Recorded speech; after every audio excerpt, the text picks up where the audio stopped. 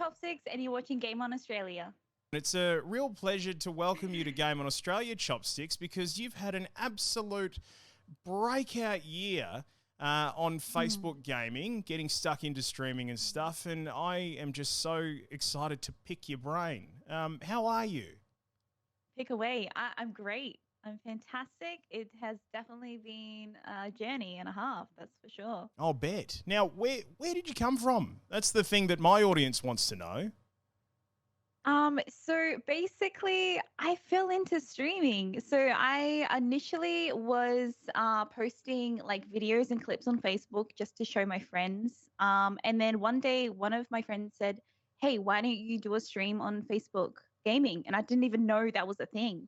So I started a stream, and next minute, I had some people come in, and my community started growing, and I started checking out some other streamers on Facebook Gaming as well, and realized it was a thing. So yeah, that's how I came about, and I've just been here ever since. Crazy, right? This whole thing's a thing, which is funny because I tend to have these sorts of conversations with, people in their 40s, 50s, 60s. I'm on a radio station where our bullseye demo is like a 45-year-old female, right? So to actually say to someone, yes, it's a thing, but to say to you or hear from you, oh my God, this is a thing, is quite unexpected. So you've started out with like just posting some Facebook stuff, and you've dived into streaming. Like it seems like you've taken off really quickly. Would you agree with that? Is that something you sort of think about? I think so. I think when it first came about, honestly, I didn't realize that I was growing at such a rapid pace. Like I didn't really, I didn't compare myself to other people. So I was just enjoying it so much that when the growth happened, it just kind of all of a sudden became a thing. And it's still to this day, I'll wake up and kind of still be in shock of like, hang on a second, I'm streaming full time now. And yeah, it's crazy. It's absolutely crazy. I expect to see you on the front cover of like some news website with the headline, "I quit my job and now I stream full time." That's where I'm sort of thinking has that happened for you yet at all? It's generally from a website that doesn't quite get this whole thing, and they're still shocked that people make a living out of this stuff. Exactly. Yeah. Well, previously I just had an article, funny enough, that came out. It said Queensland woman makes bank. Um, quits full-time job to start streaming. It's insane. Like obviously, making bank is, not it's very exaggerated. But it is crazy. Like myself, I did watch other streamers as well growing up, but I think you don't really think about that, that could be something real that can happen to you, that you could be one of those people that are also streaming full time. You just see it as a source of entertainment, and you don't see it as something that is actually achievable, that you can achieve on your own. Let's go back to the whole making bank thing for a moment, and I'm not interested in how much you make. I mean, at the end of the day, that's, my parents always taught me that you don't ask someone how much money they make. But it always strikes me as funny as someone who actually has been in mainstream media for 20 years, and works with a lot of people who don't quite understand that this happens. But also as someone who's been working in the games and esports and streaming and content space for the past 5 years, sort of, I blur the lines between those two worlds. So for me, like I hear people go with the headline making bank, and sure, it's an eye grabber, but I know, and I'm sure you know, that streaming and building a community is so much more than making bank. And there's so many more aspects to it, more important aspects than the actual money side of things. What would you say are some of the more important things to you about being a streamer around this community you've created? I think it's all about connecting with people. Honestly, I started streaming because I was lonely, I was empty, I had so much passion and energy to put into something that I just, it was like I was just waiting for my calling, for something that I could just put my all into, and this was it.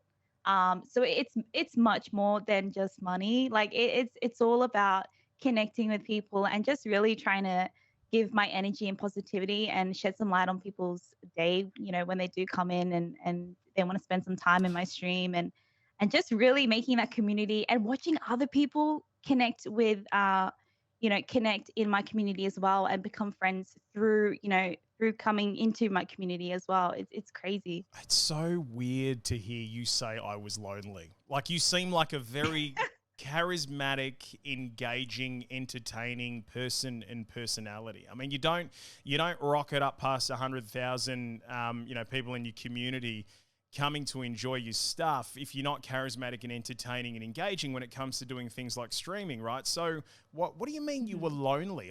That blows my mind to hear you say that. So basically I had everything going for me in life. I had a secure job, I had a long-term relationship, and I was suffering with depression. I was Mm. depressed, and I was at like a really dark time in my life where just I wasn't happy, and I couldn't explain. You can't explain that to people, that you're just searching for something that you just don't know what. And this streaming is done more for me, and growing my community. My community has done much more for me than they'll ever know. Um, but yeah, it's so easy to kind of, hide depression and things like that. But that's why I started, and that's the main goal that I wanted to inspire other people, is that it's okay, if you are going through that, that you can pick yourself up. And I'm living proof that you can pick yourself up and really you know live your best life. And there's always a light at the end of the tunnel. 100%. 100%, 100%. And I look, when the guys from Meta and Facebook Gaming got in touch with me and said, "Hey, look, we've got an opportunity for you to speak with Chopsticks," and they sent through some information and the stuff that you're talking about inspiring people in your community, making impact around things that are, so much more important than just making money or being popular and all that sort of stuff, and helping people with depression, anxiety. It makes me so happy to hear. At Game On Australia, we have a saying, and the saying is, it's okay to just play. And it's a creed that we live by, because we feel these days you can't pick up a game without feeling like, or having that anxiety to stream it, to show people that you're playing it, to be the first one with the breaking news. And today is a clear example of it. Today, on this, December 9, the day that Halo Infinite comes out, we're seeing a fair bit of that. There's going to be a lot of people picking that game up and going, all right, I've got to make sure that I've got my camera right, and I've got to make sure I'm recording, and I'm going to record it, and I'm going to make sure that I'm the first one to get all this stuff out, and likes, shares, comments, blah, blah, blah. There's so much anxiety that comes with playing games and being a streamer and stuff, and it's just really cool to see that you're trying to take it down a different line. I mean, do you feel that way, or have you come around and gone, no, like you've managed to find a balance in the way that you stream, but also give yourself an opportunity to take a breather and play games just for yourself? 100%. I think you're so right when it comes to like streaming. What people, that don't stream don't see is that there's so much anxiety involved with the streaming career, and so much, um, it's quite a toll on your mentality as well. So Mm. coming from someone that was suffering from like depression and, anxiety, and then coming into a career like this, if anything, it's actually helped me a lot more, because it's strengthened that. And it means that I can work on myself, and I can, find that. I think it's really important to find that balance as a streamer as well. But I think you'll always have that constant anxiety in the back of your mind, especially when it comes to like, numbers, and just trying to be relevant within the streaming um, community as well. You'll always kind of have that pressure. But for me personally, that is something that I can take, and I take as a challenge, and that just pushes me and drives me even more to just keep being, the better version of myself. So You're a full-time streamer. So, no doubt the numbers are important, but do you notice them? I think, yeah, of course you notice them. You always notice them. I turn off my view count though when I stream. I know that in the past, if I have focused on the number too much, it will reflect on your attitude throughout the stream as well. And that's just not something that you want at the time. Of course, insights and statistics do matter. And you can take that and use that to try and improve in certain areas where you think you might be lacking. But at the end of the day, during my stream, I want to be as, as positive and as energetic as possible. And if that means not looking at that view count, then I will switch it off 100%. Awesome. We tend to play our trade on another little sort of well-known platform that starts with a T, and it's sort of purplish, and it's got a little comment box with eyes and stuff. I mean, I don't know. I've never heard of them. But you play your trade on Facebook, and there's a lot of people that will be watching this that are, as we come into, I guess, a new year, tossing things around, going, should we make the switch? Should we do something a bit different? I mean, for you, what is it about streaming on Facebook gaming over the other platforms that you could choose that has kept you there this long? Facebook gaming is, I think Facebook gaming has an older demographic. So my audience ranges from, parents coming in watching with their children to like 40, 50, 60-year-old people coming in. And it's just a way of everyone to connect, no matter what age you are, compared to maybe some other platforms. The demographic is just so large. But also with connecting off stream, I've been able to really build such a loyal community that stays active off stream as well as on stream, and that's because Facebook groups off stream. Facebook's connected with Instagram, so Instagram stories, Facebook stories. So just compared to other platforms, that's just really, for me, that's worked really, really well to stay consistent and stay engaged with my community off stream as well as on stream. For people who are seeing you for the first time, can you tell us a bit about your stream? What is it that you stream in particular? Do you play games? Do you do tutorials? Are you just someone who likes to hang out? What does your streams look like? So I mostly play Fortnite. I do play other games. I used to play a lot of Call of Duty Multi and Apex and other games off stream in my downtime. But I'm the type of person, on stream, it's mainly Fortnite at the moment. I like to give my all into one game at a time. Of course, I strive to be the best I can be in a game. So I do, feel that I want to stand out when it comes to females as well in gaming. I do want to make a difference and show that, females can be good at a game. But yeah, usually coming into my stream, you're just going to feel like that positive light, that positive energy coming in. My community, we like to have fun. We like to be a little sarcastic, a little trolly, but, have some banter within, ourselves, but with good intention, of course. And yeah, it's just a good time. How does it feel to be a woman, breaking through in this medium? And I ask that with a couple of things in the back of my head. One of those is I have two daughters, one of whom you've met, but I've got a 5-year-old daughter who is breaking into this industry. She's excited. She loves it. She's seen me do it. She wants to get involved as well. And then, of course, the other thing is that it's been a tough industry traditionally for women to make a mark that's impactful, right? So, the thing that I'm trying to get at is quite often, and unfortunately, in the news and mainstream media, when it comes to seeing women in streaming or in content creation, generally all you tend to see is they're making bank or they're a hot tub streamer. And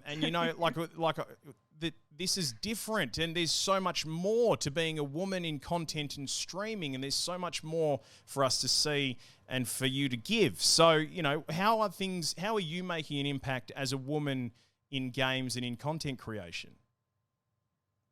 Pete, so I grew up with, I've got two older brothers. So I grew up playing games with them and really kind of being a part of the boys, I guess you could say. So yeah, the boys. Right. Being in gaming is just I feel like it's so important to show, especially other females, that you can be successful and you can create such an amazing community and an amazing career, not having to obviously show Like get or your gear off. expose, things like that. You can be as successful just like, a male streamer can be doing the same thing. Yeah, I think it's really important to inspire other females in gaming. I think there's a lot of females out there that do game. It's just, they may not have the confidence to kind of come out in the public light as well and become a streamer if they want to. Or I think it's just really important to uplift and, yeah, really give them something that, you know, you can game. It's not gender based. You know, you don't have to be a male to be good at gaming or anything like that. So that's what I inspire. You know, that's what I want to inspire other females, that you can be good at gaming no matter what gender you are. Are your folks still around? I'm sorry if that's a personal question. Yeah, they are. Yeah, and they know what you do as a career. How have they taken that on board?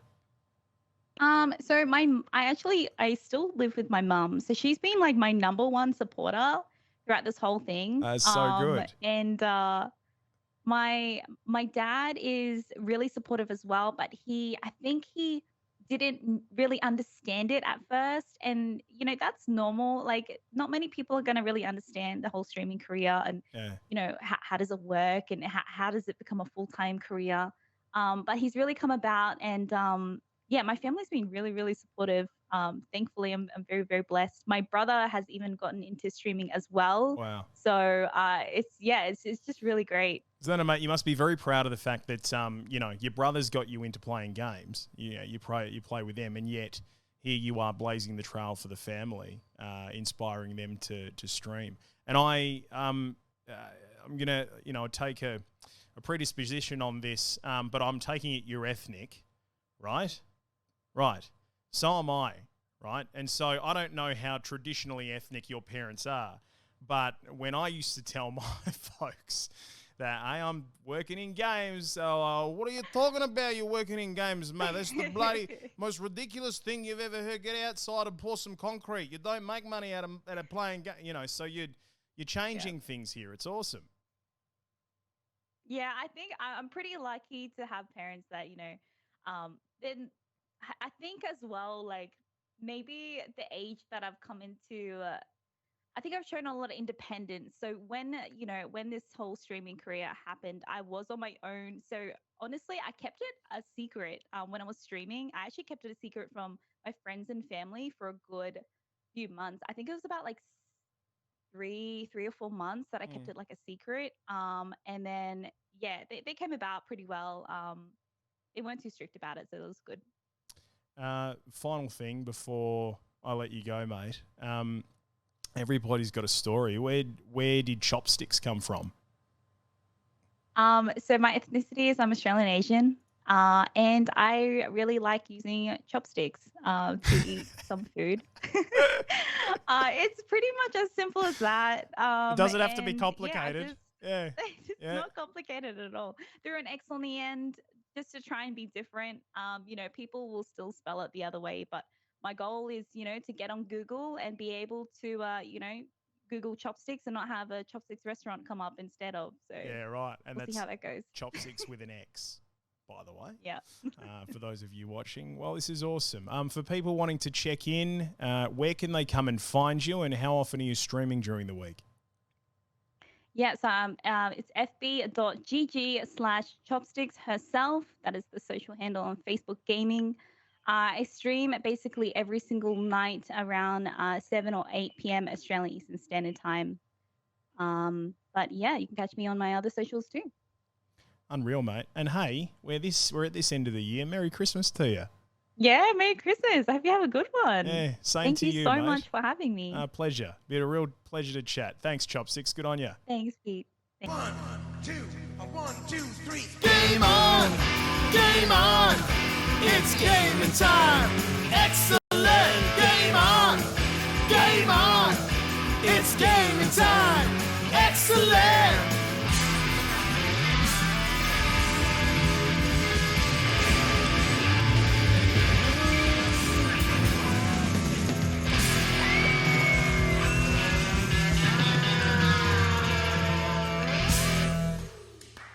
Hello, we are here, everybody. How are we going?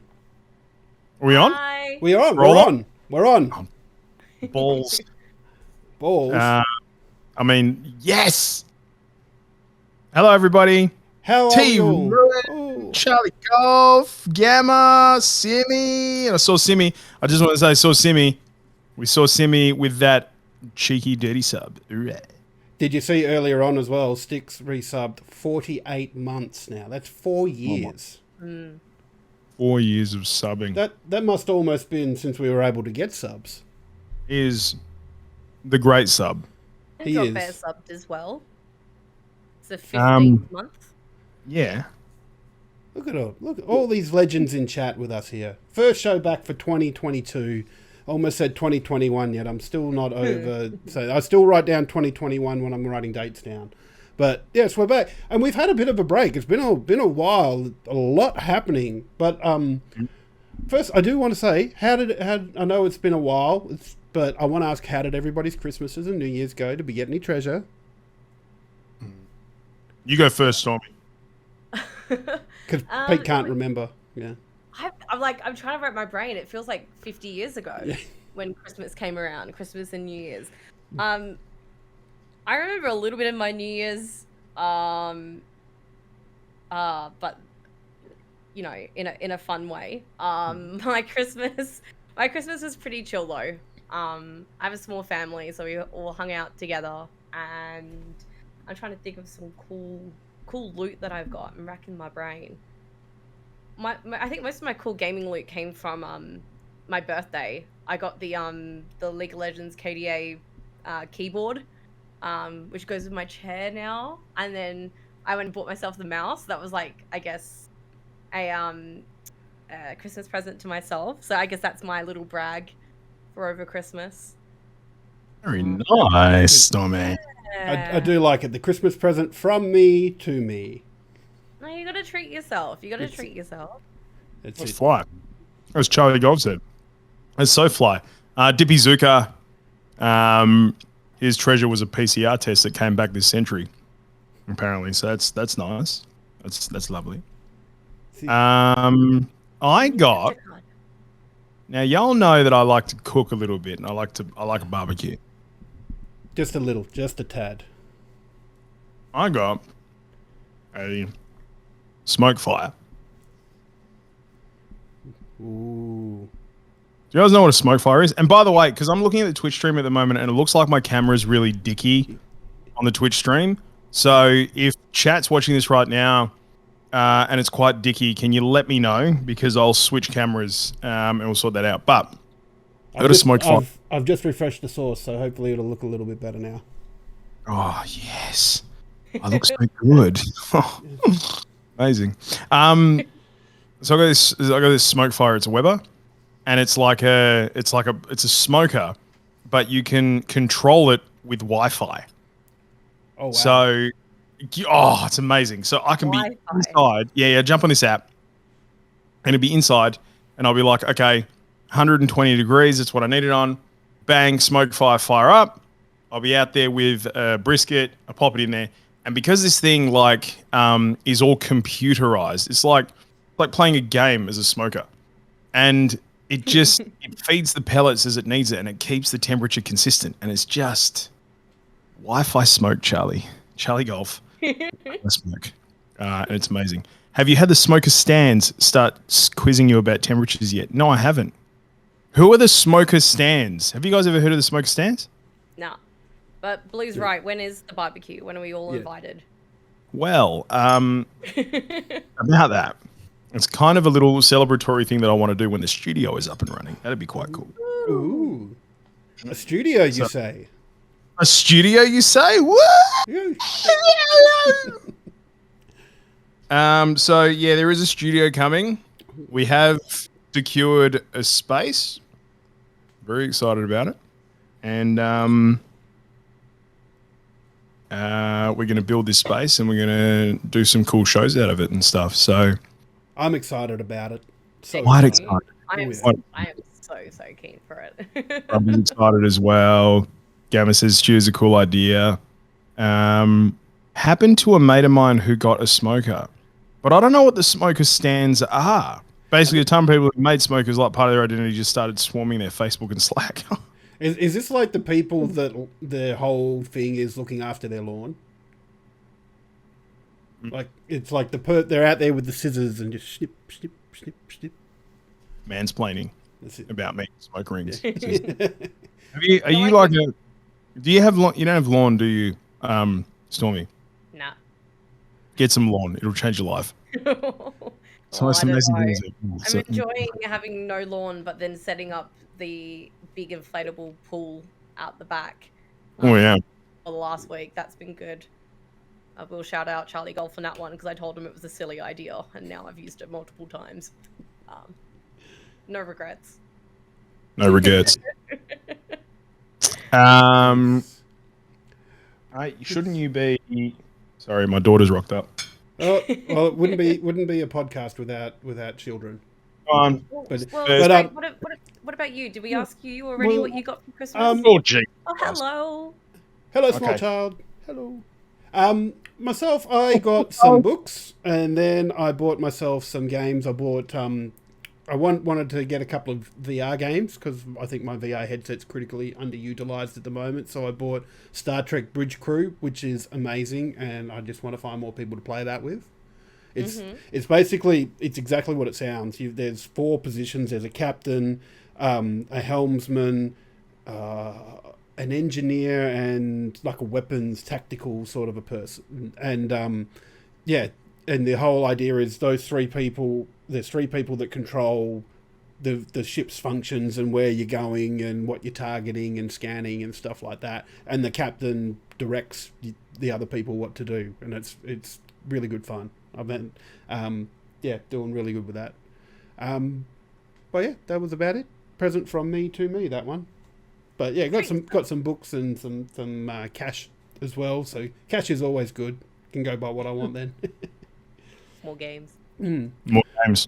But yeah, speaking of buying things though, there's been some buying and selling news lately over the last month. So first one I want to visit tonight is Sega stops making arcade games. So you can kind of see this coming because arcades have been going downhill quite slowly, and I'm sure COVID didn't help that at all because people can't get out and actually do anything.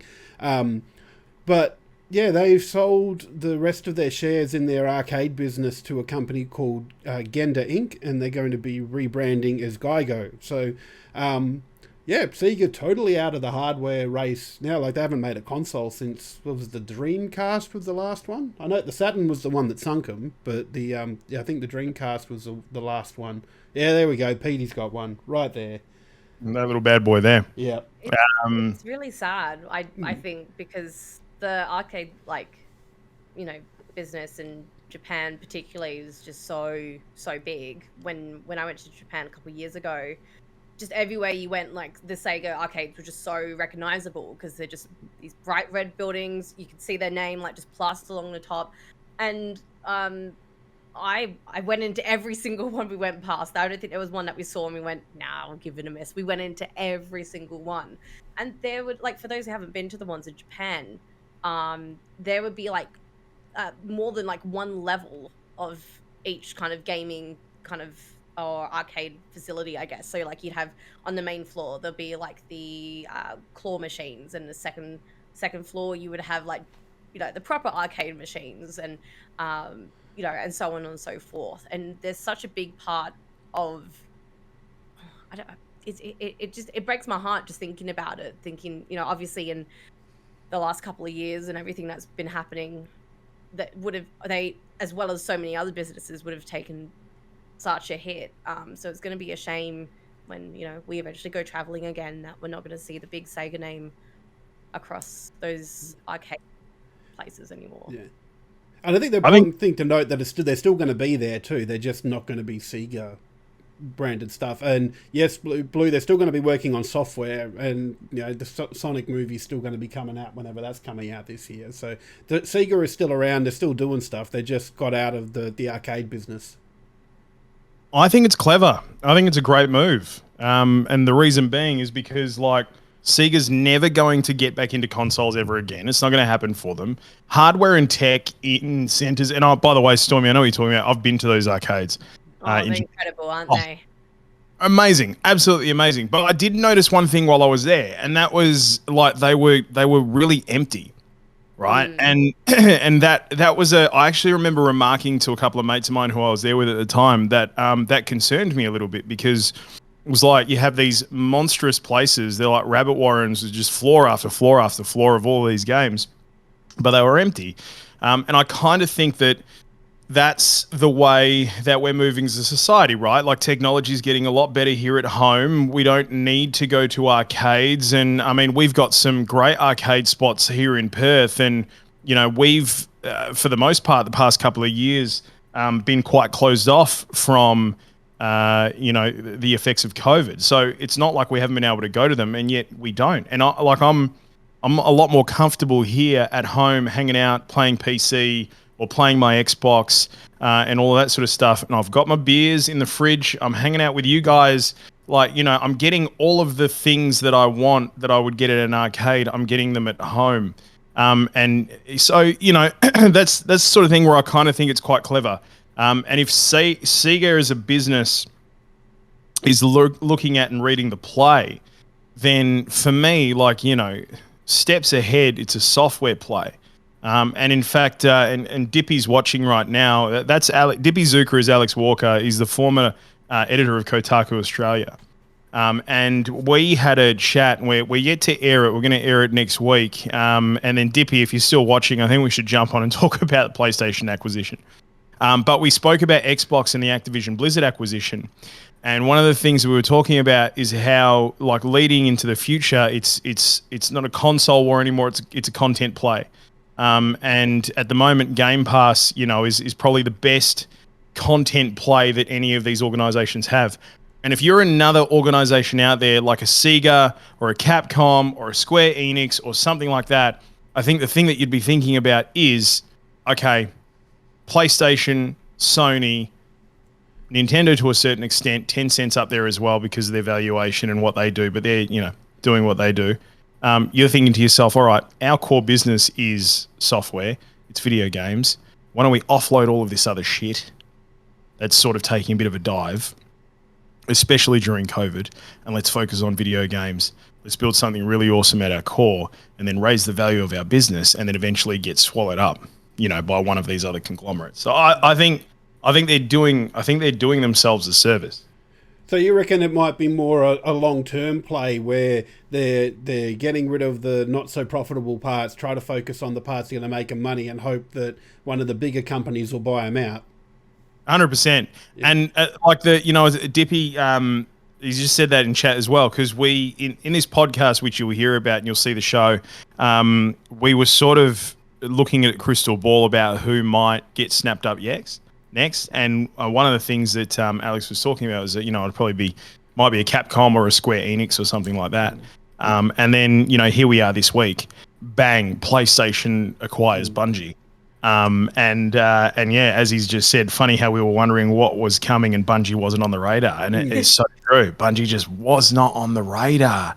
And yet here it is. And I don't know what the assignment is tonight. Are we going to be discussing the PlayStation acquisition? We are. I was actually going to use your comments there to, you know, nicely segue into our next talking point, but, you know, we'll just hang a lantern on it instead and say we meant to do it this way, people. This is absolutely this is the class that you get when you come to this podcast. So yeah, if you haven't heard, during the week, Sony has spent has offered to buy Bungie for $3.6 billion. So I'm a little bit meh about this, and maybe I've become desensitized from what was it, $7 billion that Microsoft spent on 70. No, it was 7 on ZeniMax Media, who owns Bethesda, and now they've splurged $70 billion buying Activision as well. So it kind of goes meh. But also, when I was sitting there thinking about it, Bungie make Destiny, and that's it. And Bungie's come along a long way with Destiny. It's gotten a lot better, especially since they've been able to break ties with Activision, which is also another interesting point that I'll bring up a bit later. But had Bungie held on for a couple more years, would that have rephrased them breaking the partnership with Activision, knowing that they're now owned by Microsoft? But that's an interesting talking point, I feel. That's because we know things weren't good at Activision, but could that purchase have sort of made Bungie go, well, we don't mind sticking around here now, or was the relationship that bad between Bungie and Activision that they went, no, out, nope, see you later? Stormie, you want to dive in? Yeah. I've got a theory. Yeah. No, I'm really, more than anything, I'm just really interested to see what is going to come of this, because, like, basically kind of going off what you're saying before, you know, once Destiny cut ties of Activision, things for the game in general, everything else, just the quality and like content was so much better. But does this mean, do we have another, like, I just want to know what their plans are, because this isn't just a little, this isn't a little bite, this is huge. And, you know, coming off the back, I guess, of the big Microsoft news from last week, which we, you know, might talk about later, how this compares and the quality of work and content yet to come from them, I think will be really, really interesting. So I'm trying not to read into it too much, because I'm just watching kind of from the sidelines and going, okay, where is this going to go? I'm more fascinated than anything. $7 billion they paid for Bungie, right? No, 3.6 billion US. US. Guess, US yeah. they paid 7 billion AU. I reckon they got it for a steal. And the reason why I feel like they got it for a steal is because, for me, for PlayStation, this is insurance.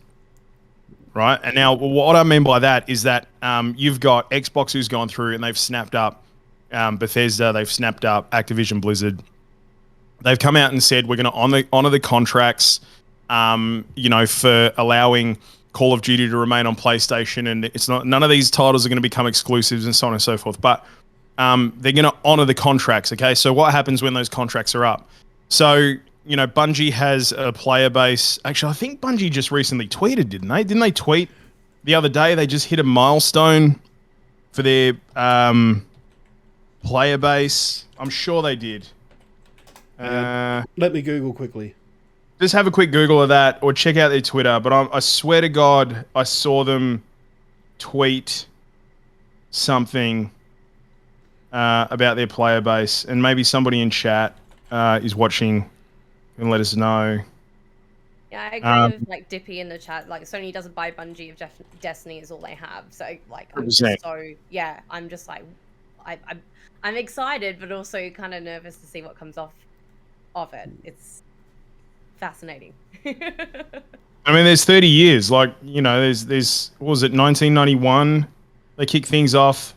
30 years of Bungie. There's other things cooking there, but like my point is, whatever Bungie has as far as their player base, Destiny's still one of the biggest subscription-based games as a service, you know, games out there. Not so much subscription-based, but you know what I mean. Yeah. Games as a service games out there, and it's multi-platform, and it's a huge title.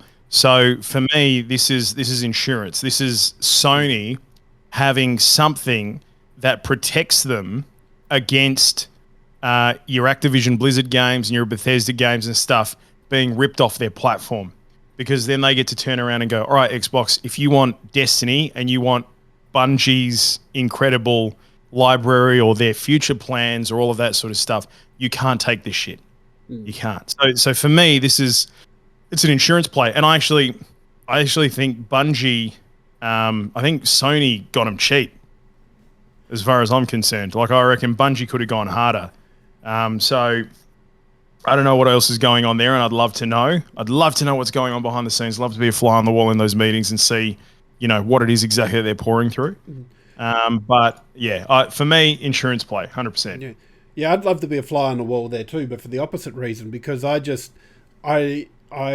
can only see Destiny. Like, I had a bit of a quick squiz back at their game catalog before for a bit of research today, and yeah, they've got Myth. They had Marathon, if you remember that was like their first FPS, and apparently, according to Wikipedia, was the first game that where you could do rocket jumping. You know, where you jump up and fire a rocket at the ground, and then the rocket propels you back up as well. So apparently, we have Marathon to thank for that. But there's not a lot of, like, they worked on Halo for so long, and then they when they left Microsoft and became their own little company, they went straight into Destiny. So they've had Destiny and then into Destiny 2. So like there's got to. You're right. There's got to be something else there, because just on the strength of Destiny 2, I don't think it's worth $3.6 billion. But there has to be something there. Like maybe the idea of partnering with Sony is that that they're going to have a cinematic universe. Maybe we're going to start getting Destiny movies or TV shows or something. And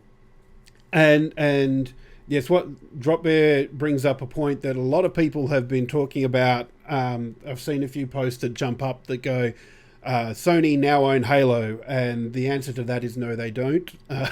Microsoft wasn't silly enough to let their flagship title go when they broke ties with Bungie. So, yeah, it wasn't. Microsoft still have Halo.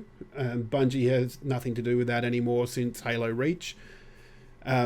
But yeah, you're right. There's got to be something there that adds that value to it, because at the moment, like their past catalog, I don't see a lot of value in. There might be a lot of value in their games as a service model, because like the way they went with Activision wasn't so good, but they've brought it back with the free to play model now, and they're doing well. Like there's a lot of excitement around the next campaign, which is the Witch Queen.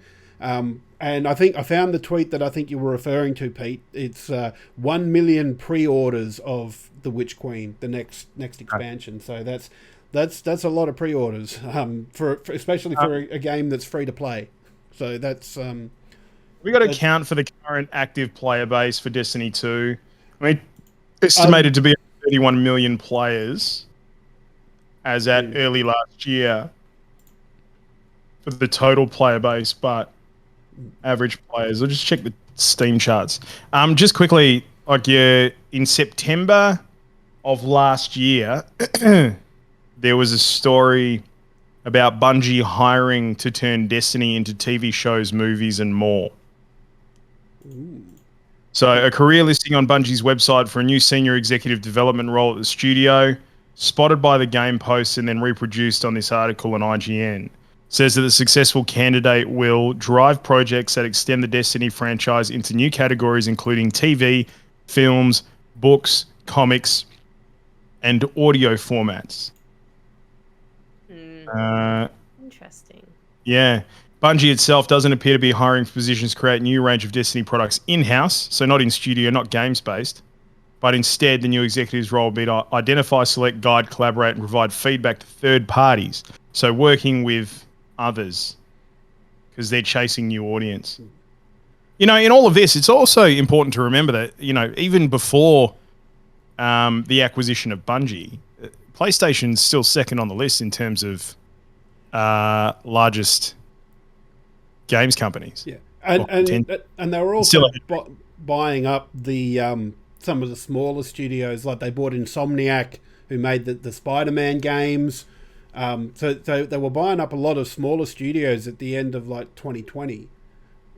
So yeah, there'll be a lot more there for Sony. So don't think that, you know, we talk a lot about Games Pass here because it is ridiculously good, but Sony have still got a lot of stuff in their stables as well, and especially with these acquisitions, you're not going to see the benefits from them for a couple of years, you know. But yeah, 35,500 by the way, currently active on Steam. Yeah, that's not even including the console players, and that's a pretty good amount that's active. Oh, it's not bad, eh? Not bad. Not bad, eh? Cool. So continuing on the acquisition framework, it's been a while now. We've had a bit of a chance to sit down and think. But what some thoughts around Microsoft buying Activision? Pete? Well, straight off so this was my initial thought, and this is what it's funny. The story goes, and the reason why, and Alex and I have known each other for a long time. And we've had some wonderful chats over the years, and you know, many more to come. But the reason why I reached out to him was because I saw him tweeting about it, and I was like, oh, I got a thought, and wanted to powwow with him about it. So it'll be good to actually play this back next week. But for me, I was like, it served two purposes. Like for Xbox, you know, for Xbox, it's a content play. It's shoring up their you know, their strengths in Game Pass, because I feel like Xbox is all in on Game Pass. That seems to be their big play, and why wouldn't you be? It's an incredible service. It's an amazing product. I mean, I only got an Xbox Series X last year, and it's the first Xbox I've ever owned, and Game Pass Ultimate came with it. And I went out and chucked my PlayStation in the smoker. Like that's where not the smoker came out. It was beautiful. It was amazing. But no, that's the other white meat. But that's the thing. Like, you know, for me, that I'm hooked now, right? Because it's just such an incredible bit of value. And if they're identifying that as their future, and cloud, you know, xCloud, cloud streaming, cloud-based games, cloud tech, then for them it's all about software. So, my camera did the thing. My camera's doing the thing. Oh no. Thing. So it's all about software, right? So, that's their play. They're just going after them. The other thing that I thought was that it was a two-way street in terms of benefits for both parties. So Xbox acquires Activision Blizzard. They get all the titles. They get bloody World of Warcraft, and they get Overwatch, and, you know, they've got Overwatch 2 on the way, and they get bloody Diablo, and they get a shit ton of amazing stuff. The Call of Duty franchises, and, you know, so that's very good. But I feel like they got them, and this is the second time we use this word. I feel like they got them cheap. So I think it was perfect timing for them to actually buy Activision Blizzard. The reason being is because there's all this shit going on with Bobby Kotick and the rest of the senior executive. So, you know, for them, it was a good play in terms of pick them up cheap. If Activision Blizzard wasn't going through all of the crap that they're going through right now, I reckon they would have had to have paid closer to $100 billion for them, right? Just out of the goodwill in that company. The other thing is that, you know, for Activision Blizzard, in terms of like the investors and the people who hold stocks and the C-suite and all of that, protecting the company, protecting the employees, in the wake of everything that's going on with Bobby Kotick and the rest of all the crap going on there, it's a perfect scenario for them, because they get an opportunity to bring their brand, which is in the shit, under the umbrella of a brand that is spit and polished. Agreed. I think, like, as someone who was out of the Blizzard games that have been mentioned so far, Overwatch was a really big one for me. It was one of the first, like, because I started gaming quite late in my life, I like to think. So Overwatch was one of the first-person shooters I really committed to and dedicated to. And then when the whole news broke out about, you know, the company and the unbecoming, like the things that had happened there, I was fully prepared to be like, no, I do not want to support this anymore. Where, like, before that, you know, they had announced Overwatch 2, and obviously the excitement and stuff was there, and that's been like radio silence for, I don't think we've heard anything since they did like the first initial trailer for it. I'm pretty sure we haven't seen any more content in a good while now. And now, knowing it's under that umbrella, like Pete said, that you know, in the hands of Microsoft, I feel more comfortable knowing that, you know, I would hope that obviously this team that looks after Overwatch and all these other games that have been treated incredibly badly are looked after now, and in cohesion with that, you know, I as a consumer am prepared to give my support back to that game where I wasn't before. And I know there are some people out there on the internet that is like, oh, it's just a game, I don't care what goes on in, you know, the behind the scenes stuff. But I think if we want to see action and change happen, we do need to be vocal about those things. So I think, like, I am prepared to give my support back to those games, just knowing that the company now looks after them is, like Pete said, polished, reputable, all that jazz. Sorry, I just got to jump in because I got to jump off. Yeah, hand him here. But just before I go, there was one thing that I saw earlier on in the week, and there's leaks apparently that Overwatch 2 beta will be available soon. And they're getting this from a tweet. The handle's at Fire the Gull. And apparently there's been a router update for some game services like Battle.net, including an update for Overwatch with demo in it or something similar. So they reckon big news on the way for a beta. Excuse me, guys. I got to get going, but it's lovely to see you. Love to see you all in chat. It's great to be back on the air. Bloody beautiful. Bloody beautiful. Stormie, before you hop off tonight, make sure you tell everybody about who you are. And joining the team and all that sort of stuff, and the fact that you're back and kicking it streaming again. So, thanks. Yeah, I will. And straight, God, you look good in that shirt. Thank you. It's my baby. I got it. One of my actually, I should have mentioned this. One of my friends got this for me for Christmas, and so I got a little baby Yoda in his little thing. Yeah. I'm seeing tweets about the Book of Boba Fett, by the way. I know. I had to.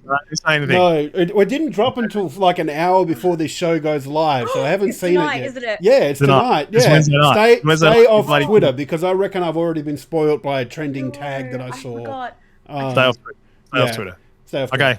All right. Bye, Pete. See you. Bye. Bye. Yes, stay off Twitter until you've watched Book of Boba Fett. But just back on the Activision Blizzard thing, I'm really grateful that Microsoft has bought Activision Blizzard. I think that there's a lot that they can do, and Phil Spencer in particular can do to help the employees of Activision Blizzard be treated the way that they need to be treated. And I'm with you. I'm willing to say I don't want to buy games by companies that do that, to the point where I am a massive Star Wars fan, and after some of that stuff about Quantic Dreams came out, I'm still tossing up whether I want to support them and buy the new Star Wars game that they're making, Star Wars Eclipse, because I don't want to support companies that do that. And the only way that those companies listen is if you hit their bottom line. And I just really don't want to support that. And like I said, I'm hoping that I think there was something in the press releases that Activision Blizzard will be reporting directly to Phil Spencer. So, and I think it's easy to look at it now and go, "It's such a good thing." But do you remember the launch of the Xbox One? It was disastrous. Like, it was always on. You couldn't take it off the internet. You basically eliminated the second-hand market with what it wanted to do. So a lot of these features that people seem to have forgotten about were there on the Xbox One and got rolled back when it was just so badly received. And credit to Phil Spencer, he's done a lot with Xbox over the last seven odd years, or however long he's been working for them, bringing it back around to now that Xbox for me is the go-to. Like, and it's the attitude they've taken about, we don't care how you game, just game on one of our systems, whether it's PC, Xbox One still being supported, Xbox Series X or S, or PC. And I hope a lot of that philosophy and the way they deal with things comes through. That said, I also have some slight concerns, and it's concerns that you've probably seen with big conglomerates, like Disney is one, where they just buy everything. I have concerns about what they might do in the future, and it's the reason why monopolies are bad, because as soon as you control the market, then you can charge whatever the hell you like for stuff. Yeah. And we like Microsoft right now, but I still remember back in the 90s when they were facing antitrust lawsuits from Europe about the way some of their practices and how, I forget the particulars of it, but I remember it was all about Internet Explorer being shipped with Windows and like basically having a monopoly on the market until people started getting wise about you could install other web browsers that were much better than Internet Explorer.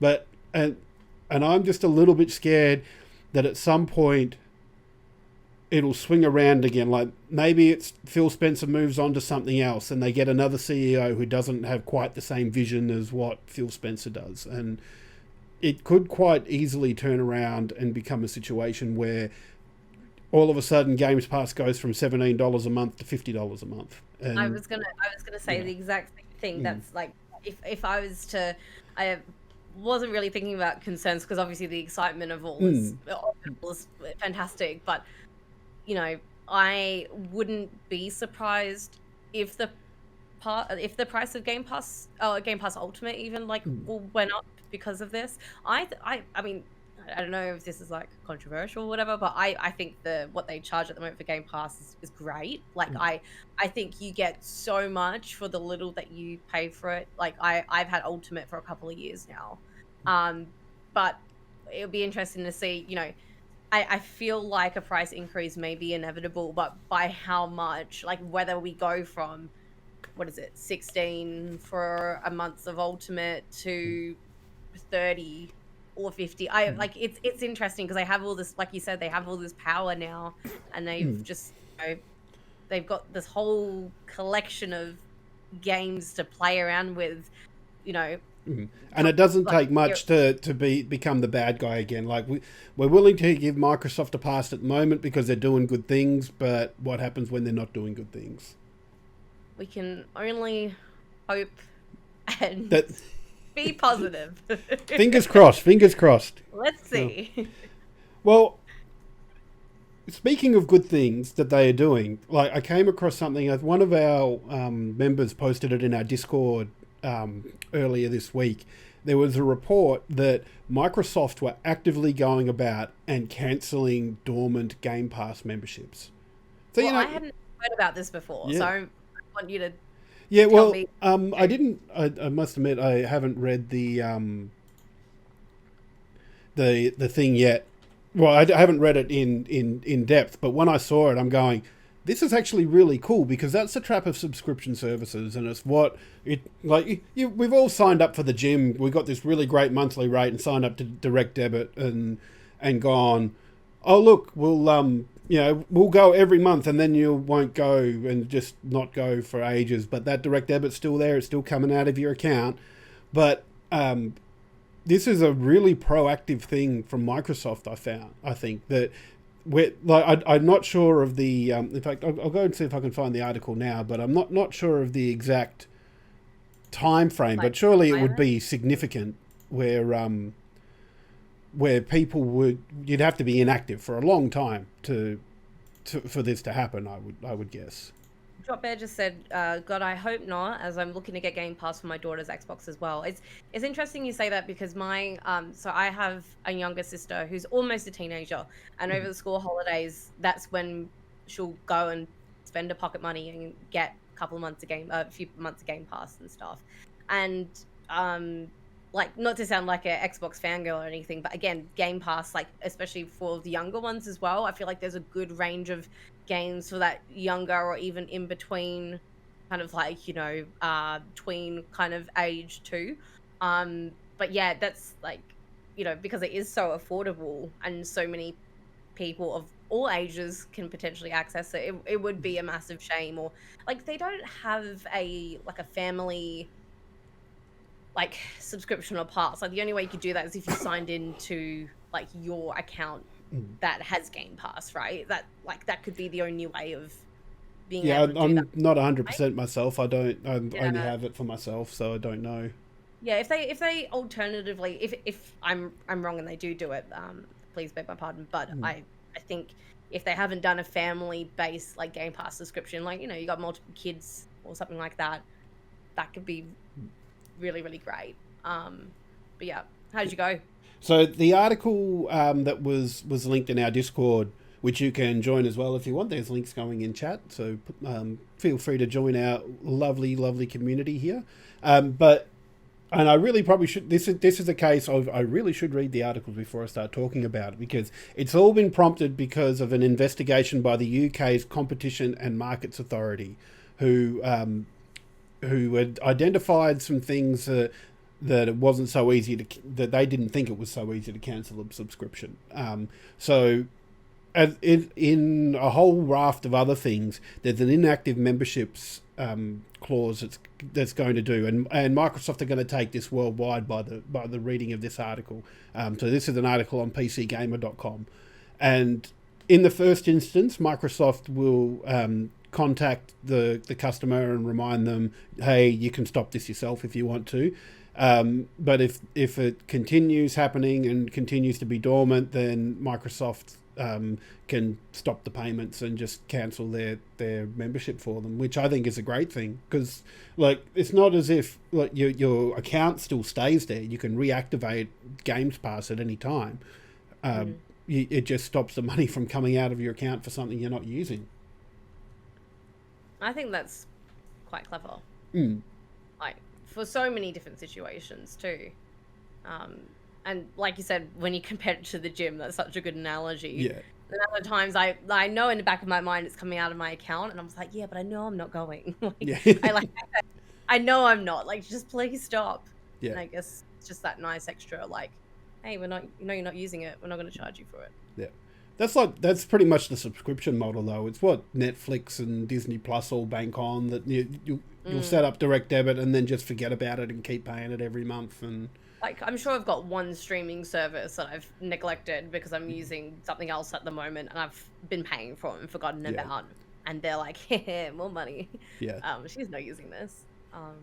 Just yeah, quietly, no, Disney Plus have gotten smarter about that, because don't watch a lot on Disney Plus. I watch the Star Wars shows and the Marvel shows when they come out. Yeah. And so I think they've realized people were doing that. So now, as soon as like one show finishes, another show starts. So I was going, well, damn, now I need to keep my freaking subscription now. Yeah. So they announce something new, and you're like, oh god, I gotta keep it then, I guess. That's it. Yeah. But yeah, so that's a bit of good news that Microsoft are doing, albeit at the prompting from some government agencies there. But it sounds like they're taking it worldwide. So that's really cool. I do really like that. And in more Microsoft, I feel like we've been talking about Microsoft for a lot, but Halo TV show got another trailer for it. Oh, it does look really cool, and I'm really pumped for it. The only thing is the tagline for me.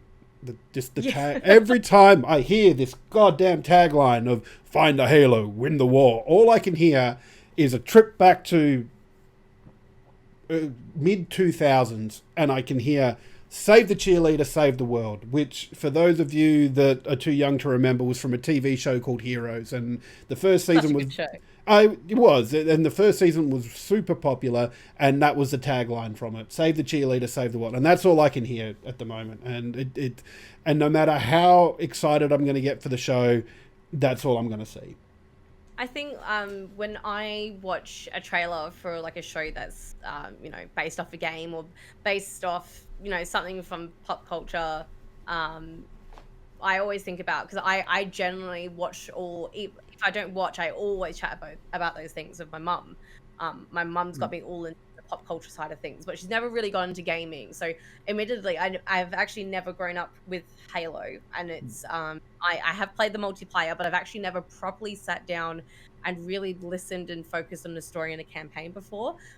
So do we have a date? Did they give a date for Halo? I don't think so. Let me Google that.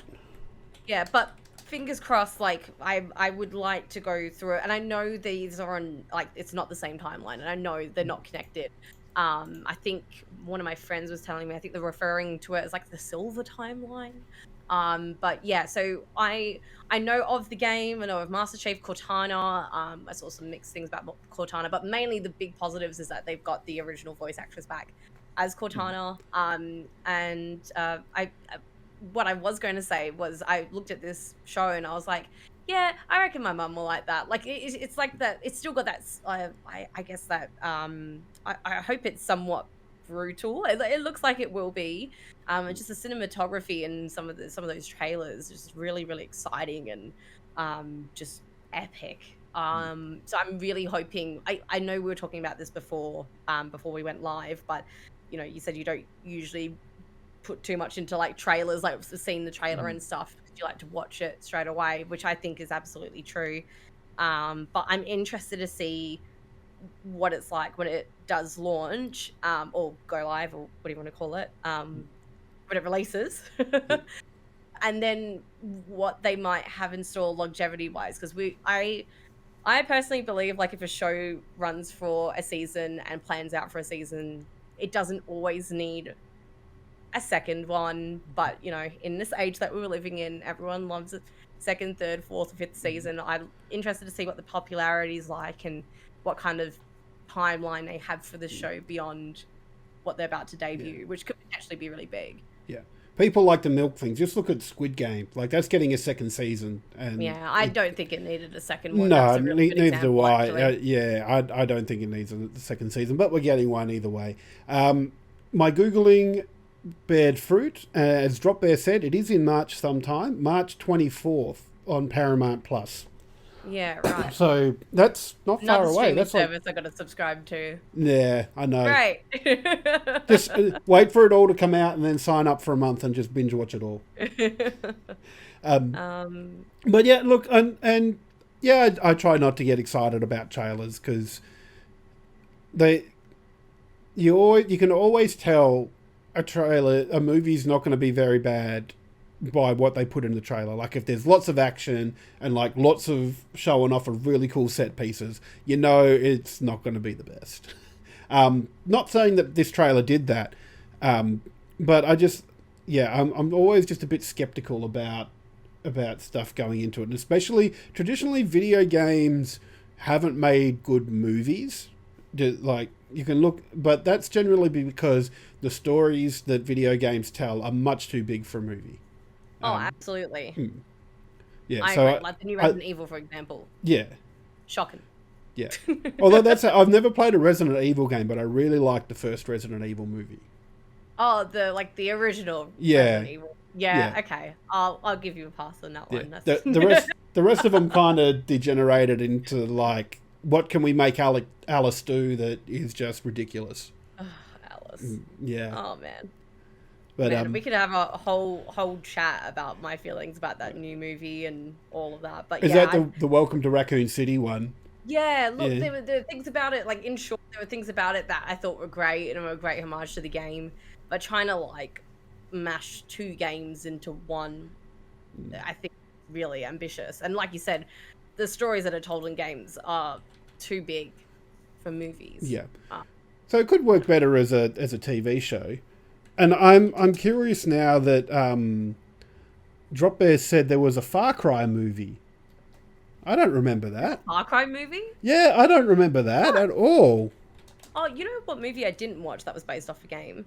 Was Warcraft. Was that any good? I watched it, but once again, I'm not really big into that sort of game. I still haven't watched it, but I still believe that Sonic the Hedgehog was fantastic. I loved the first one. I really loved it. Have you heard Pete's thoughts on this? And no, what? Because you remember the first trailer they released and how god awful Sonic looked.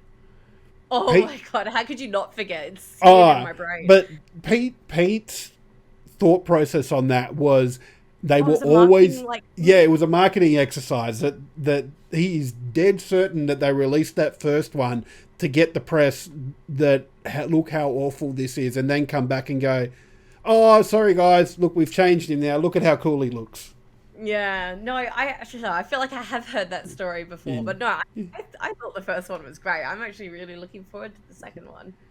That's the only video game movie I could think of where I was like, yeah, I enjoyed that, and that was pretty true. What, you don't like the Super Mario Brothers movie with Bob Hoskins? No, sorry, I don't think anybody did. Oh yeah, well, I'm waiting for another movie now to prove me wrong, like a video game movie.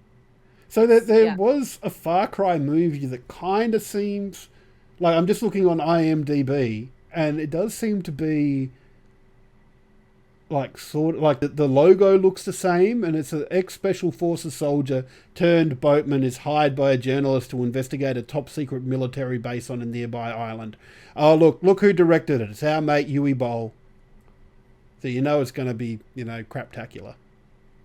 You know what I didn't mind now that I'm thinking about it? I feel awful for not saying it, but I actually didn't mind the new Mortal Kombat movie. I actually thought that was a lot of fun. Like, it wasn't amazing, but it was fun.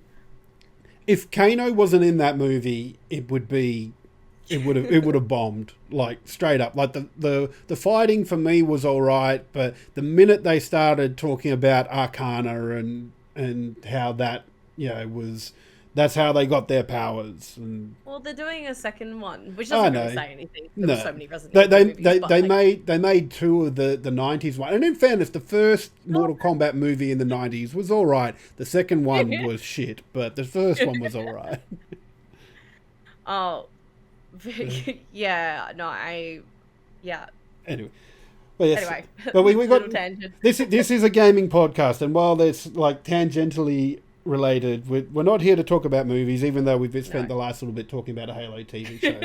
We're here about games, but we're almost to the end of the podcast here.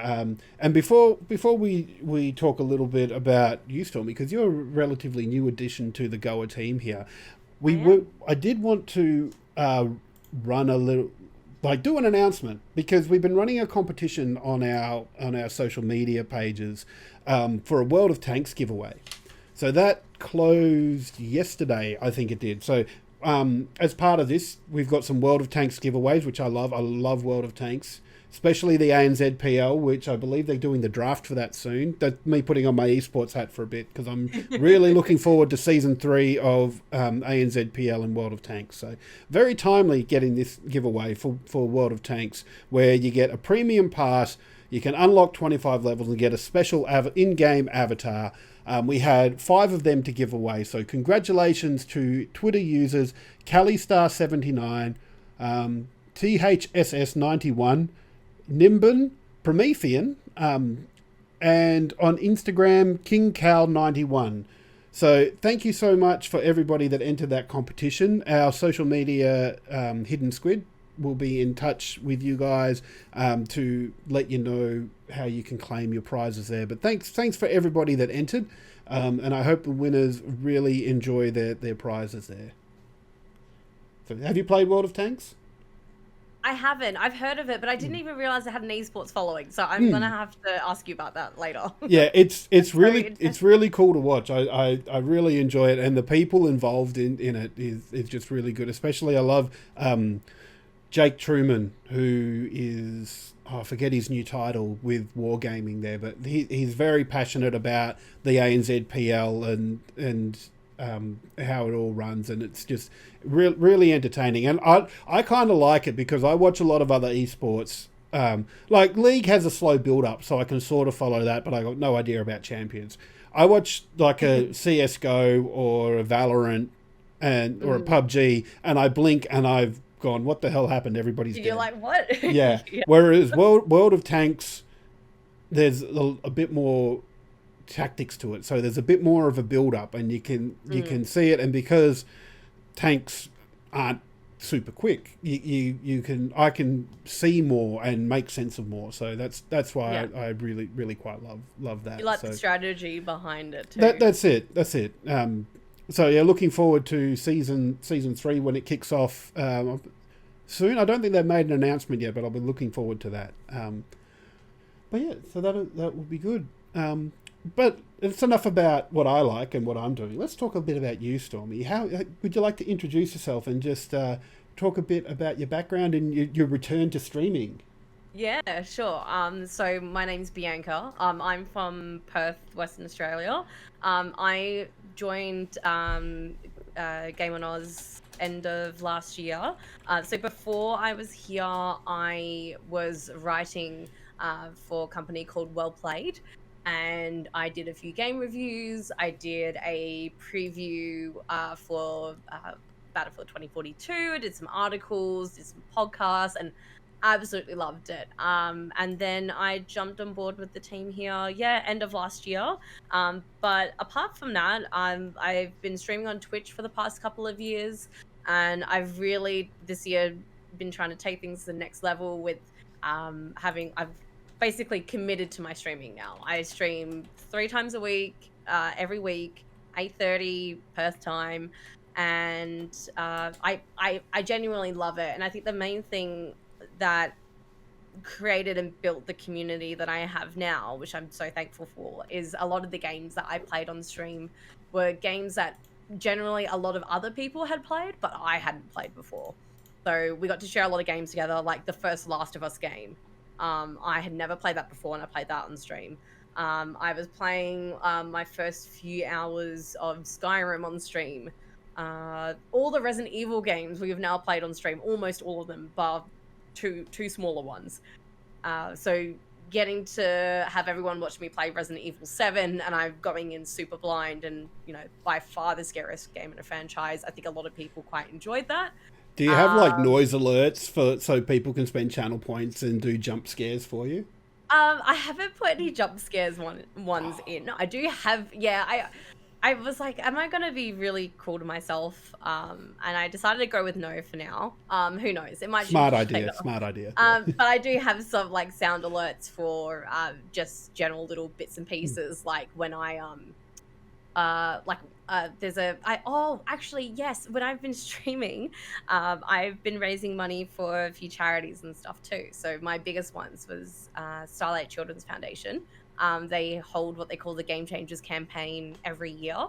So I've been a part of that, and I worked out the other week that over the 2 times that I've done it, the community's raised over $5,000. Oh wow, that's a lot of money. Yeah, so that's my proudest achievement, I think, on my channel, and it's something I look forward to every year. But yeah, there's a good alert on my channel of when I do like a epic fail on stream. There's a gif of me getting whipped cream in the face, smacked directly towards me. Everyone loves using that one.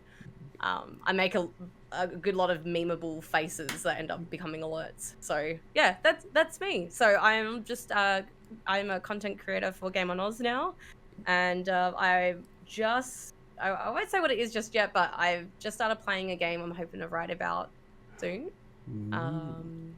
And I'm looking forward to doing that, and a few other things up my sleeves, which you guys will hopefully catch soon.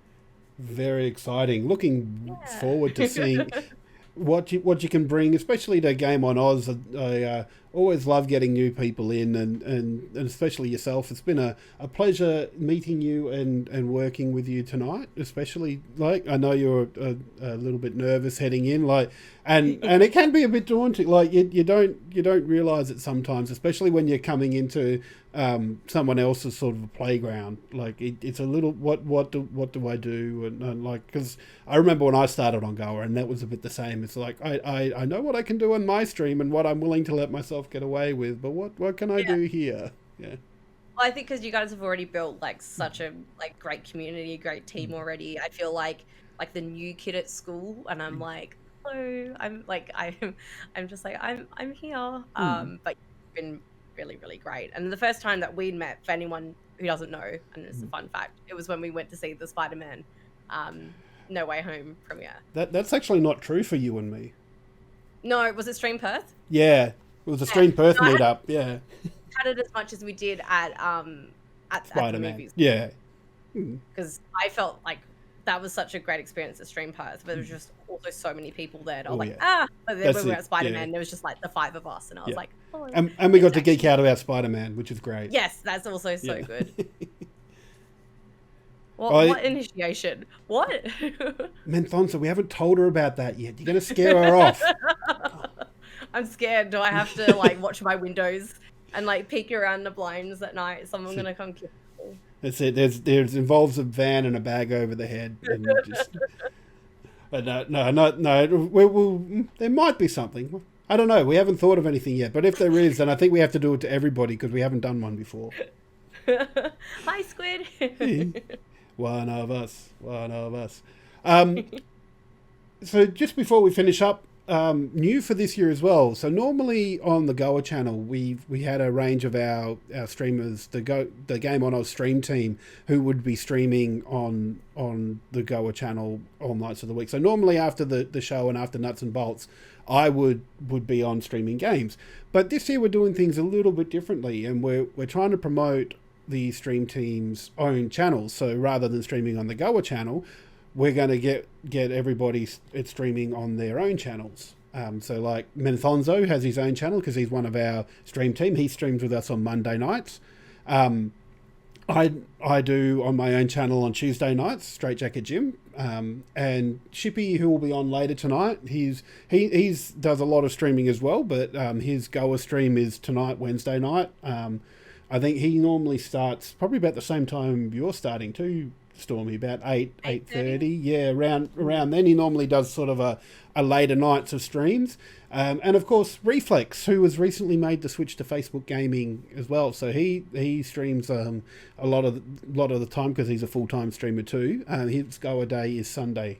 And eventually we'll have Lukey Bangers back too. He's just in the process of moving house, so everything is everywhere. So once he gets that sorted, he'll be back on board and doing his thing.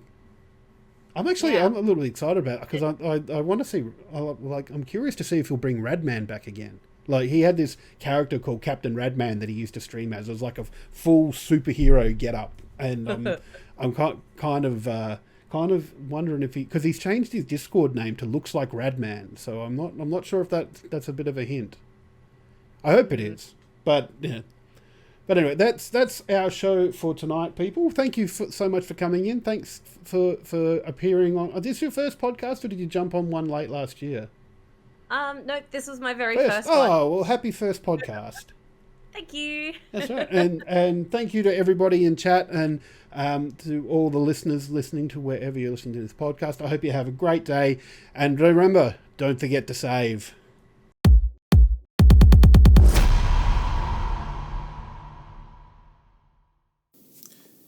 Hey guys, thanks so much for watching. Thanks for all of your support. You can do a little bit more though. You can. Hit us up on our YouTube. Drop us a subscribe. Is that how the cool kids say it?